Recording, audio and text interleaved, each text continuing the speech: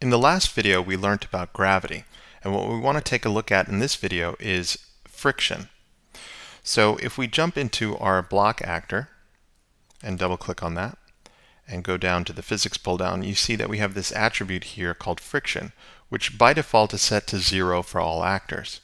So if I were to take my ground here, move it up a little bit, and then rotate it,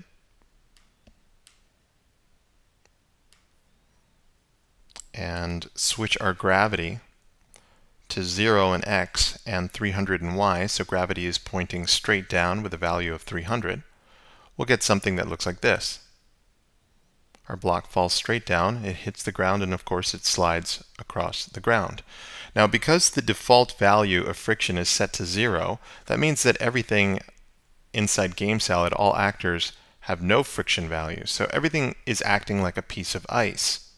So if I were to jump into my block actor here and go down to physics and turn on friction to something like, let's say, 50, what do you think is going to happen? Now, if you've been paying attention over the last couple of videos, you already remember what happened and what I talked about with bounciness. So when I hit preview, try to anticipate what's going to happen now. We get the exact same result as we did before. Which again, I want to reinforce this point. You have to pay attention to every single actor. Just because I added a lot of friction to my block doesn't mean that my ground isn't still a piece of ice. So let's jump into our ground actor. Go down to physics, and for friction, I'm just going to type in a value like 50.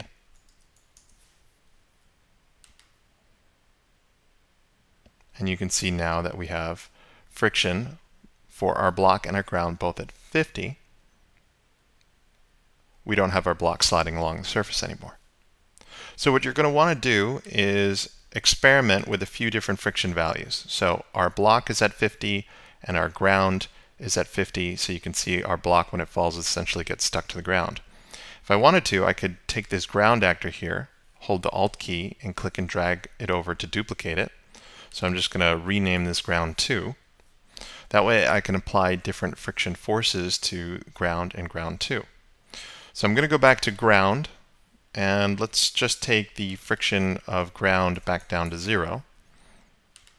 And then for ground 2, let's take our friction value and set it to something like 50, which it's already set. And then we can start experimenting with different layouts in our scene here.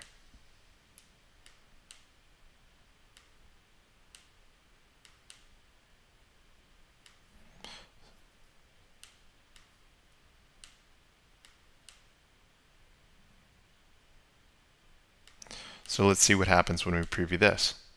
So no friction on this first ground, and then on this second ground we have a lot of friction, but I of course forgot to put the collide behavior with this.